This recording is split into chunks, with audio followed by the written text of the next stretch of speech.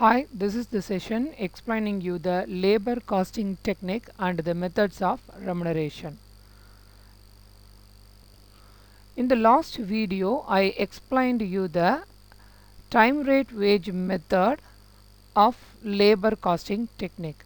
And in this session, I am going to explain you the piece rate wage method under the labor costing technique. In the last video itself, I explained you the theoretical aspect of the labor costing technique. Anyway, we have a short glance of it. Labor costing. What do you mean by the term labor costing? Labor costing is an analytical statement prepared by payroll department towards the payment of wages to different types of workers. Different types of workers means there are two types of workers are there: direct labor, indirect labor. Direct labor is the one who is directly engaged in the production of goods and services. Indirect labor means who is not directly engaged in the production of goods and services. There are two methods of remuneration are there under the labor costing technique. The one is time wage system, the second one is piece rate system. Under the time wage system, wages are paid to the workers according to the time worked by the workers in the factory. Under the piece rate system, wages are paid to the workers according to the quantity of output the workers are producing. There are 6 methods are there under the piece rate system. Straight piece rate method, piece rate with guaranteed day rate, Taylor's differential piece rate, Merrick's differential piece rate, Gaunt's task and bonus plan, Emerson efficiency system. Let us see the formula for each and every method. The first one is straight piece rate method. Under this method, there is no standard units are fixed. So the formula is units produced by the worker in the factory multiplied by rate per unit. The second method is piece rate with guaranteed day rate. Under this method, the standard units are fixed. If any worker produces at and above the standard units means they will be given the wage rate as unit produced multiplied by rate per unit. If any worker produces below the standard unit means their amount of remuneration will be given as minimum guaranteed day rate only. The third method is Taylor's differential piece rate method. In this method also standard units are fixed. Labor who produces at or above the standard units will be paid 120% of ordinary piece rate, and the worker producing below the standard units will be paid at 80% of ordinary piece rate. The fourth method is Merrick's differential piece rate. Here is also the standard units are fixed. In addition to that, the performance of the worker is measured in terms of percentage. If any worker performs 100% and above means he will be paid at 120% of ordinary piece rate. And if any worker performs in between 84% to 99% means he will be paid 110% of ordinary piece rate. If any worker performs below the 83% of efficiency means he will be paid only the ordinary piece rate as a punishment. The fifth method is Gaunt's task and bonus plan. Under this method also standard units are fixed. If any worker produces above standard means he will be rewarded with at piece wages plus 20% on the wage earned. If he produces at standard, that means 100% efficiency means he will be given time wages, not the piece wages, plus 20% of bonus. If he performs below the standard means then he will be given only the guaranteed time wage as a punishment. The last method is Emerson efficiency system. In this method also the efficiency is measured in terms of percentages. any worker performs above that 100% efficiency means he will be greatly rewarded with time wage plus 20% bonus plus 1% increase for each 1% increase in output. And if he performs in moderate, that is 83% to 100% means he will be simply given time wage plus 20% bonus. But if the worker performs below the 83% of efficiency means he will be given only the time wages as a punishment. Now we are going to see one problem for each and every method. In this problem, the actual performance of 4 labors, that is A, B, C, D is given. Here A produced 80 units of particular item and B produced 110 units of the same item, C produced 70 units and D produced 60 units. So here it is asked to calculate the earnings of A, B, C and D under the 6 methods. Standard production per hour is given as 10 units and normal rate per hour is 5 rupees. Now we are going to see the workings for this problem. So here it is given standard production per hour is 10 units, that is 1 hour la ஒரு labor ஒரு பொருளுடைய 10 unit produce பண்ண முடியும். Take an example, இந்த 10 unit 10 shirt னு வச்சுக்கலாம். So the tailor can produce 10 shirts in 1 hour and the normal rate given by the employer per hour, ஒரு மணி நேரத்துக்கு employer அவருக்கு கொடுக்கக்கூடிய remuneration 5 rupees. So here you see 1 hour is equal to 10 shirts and 1 hour 5 rupees is given as a remuneration. So for 10 units 5 rupees is given, and for 1 unit, that means for producing 1 shirt, that labor will be given 5 rupees divided by 10 units is equal to 50 paise.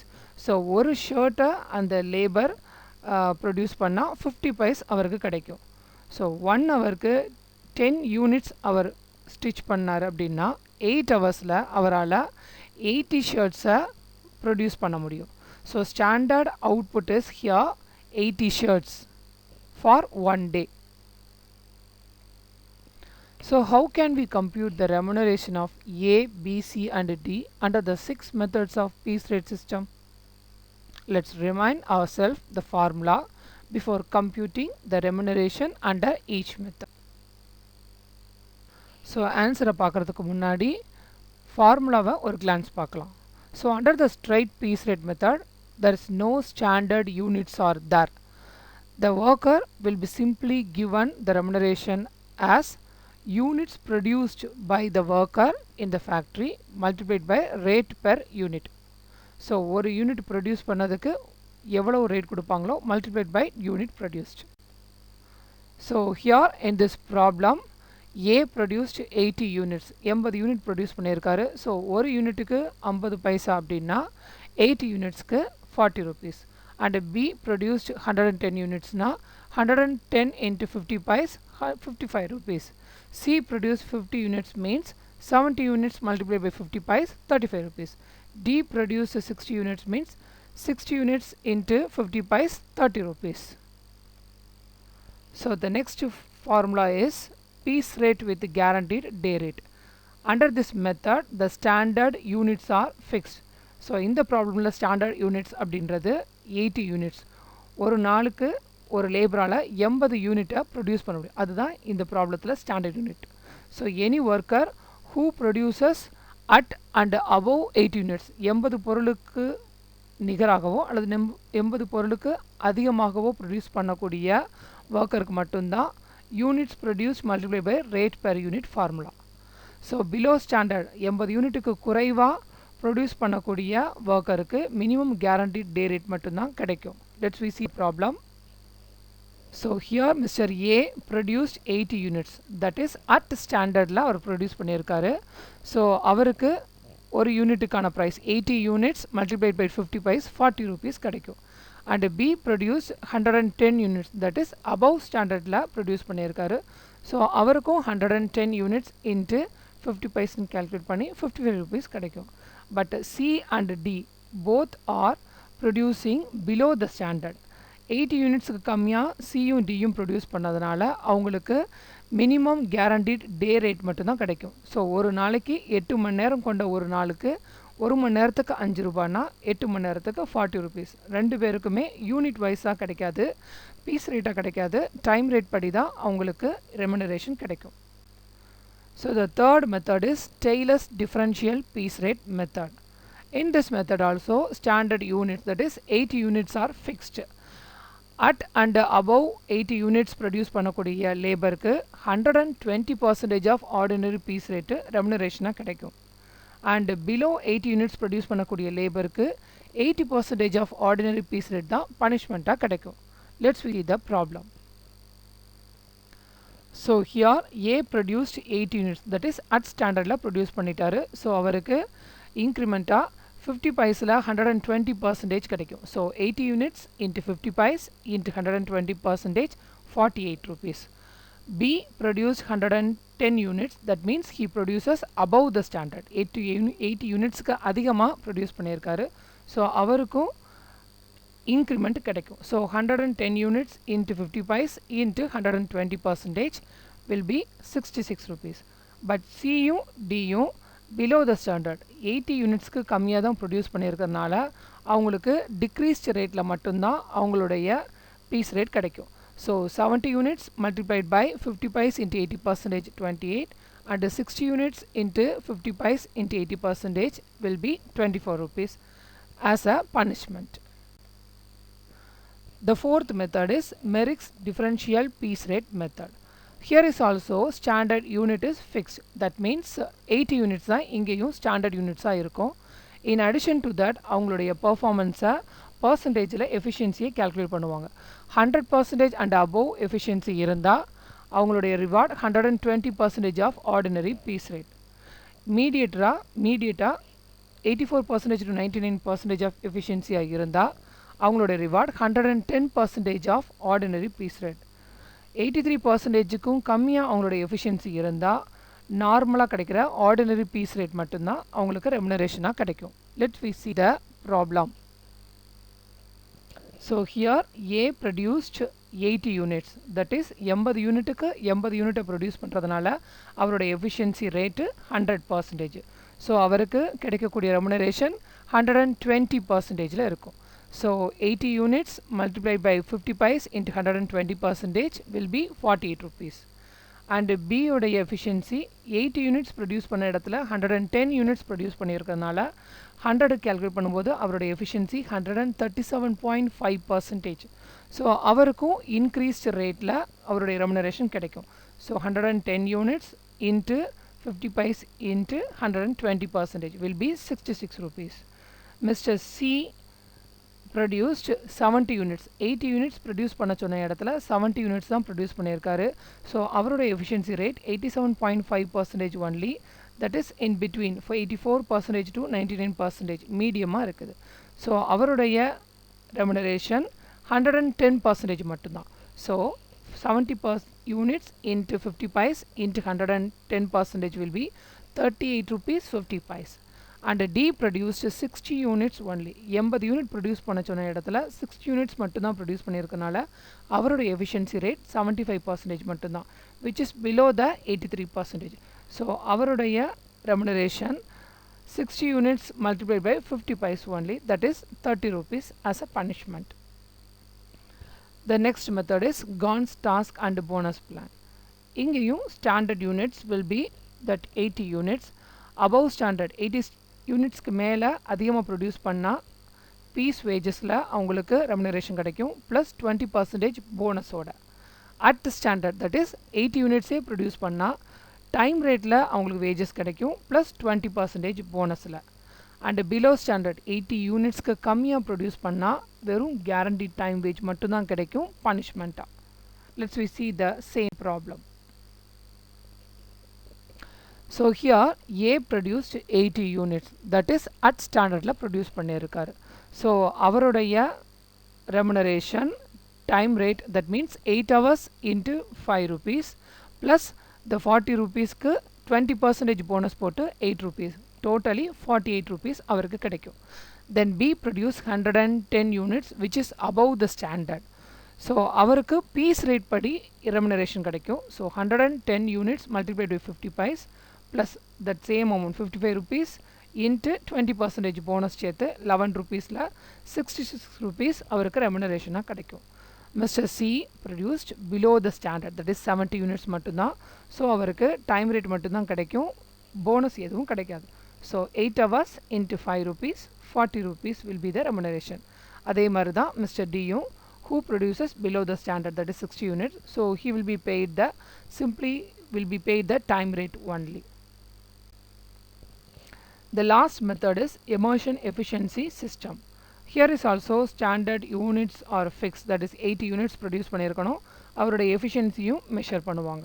அவருடைய efficiency 100%க்கு அதிகமாக இருந்தால் time ரேட்டில் அவருக்கு remuneration plus 20% bonus plus 1% increase for each 1% increase in output. அவருடைய output 1% எவ்வளவுக்கு 100% அதிகமாக கொடுக்குறாரோ ஒவ்வொரு 1% இன்க்ரீஸ்க்கும் 1% போனஸும் கொடுப்பாங்க.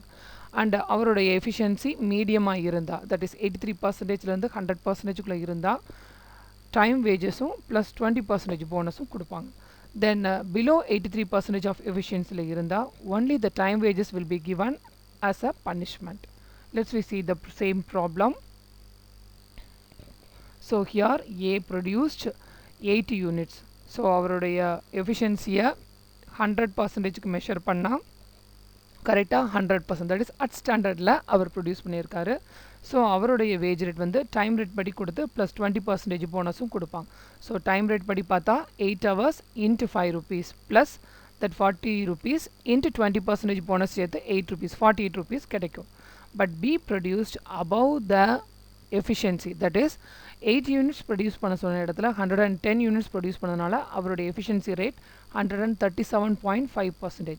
ஸோ அவருக்கு டைம் ரேட் படி வேஜும் கிடைக்கும் ப்ளஸ் 20% போனஸ் ப்ளஸ் ஒவ்வொரு 1% இன்க்ரீஸ் 100%க்கு அதிகமாக அவர் இன்க்ரீஸ் பண்ண ஒவ்வொரு 1% இன்க்ரீஸ்க்கும் அவருக்கு ஒரு போனஸ் கிடைக்கும். That is 8 hours into 5 rupees plus 8 hours into 5 rupees into 20% plus and 8 hours into 5 rupees into 37.5%. 37.5% என்றது 137.5% minus 100%. So that amount will be 40 rupees plus 8 rupees plus 15 is equal to 63 rupees as a reward. So C produced 70 units which is in between the 83% to 100%. So அவருக்கு time rate படி ரெமுனரேஷனும் 20% போனஸும் சேர்த்து 48 rupees கிடைக்கும். Mr. D produces 60 units which is below the 83%.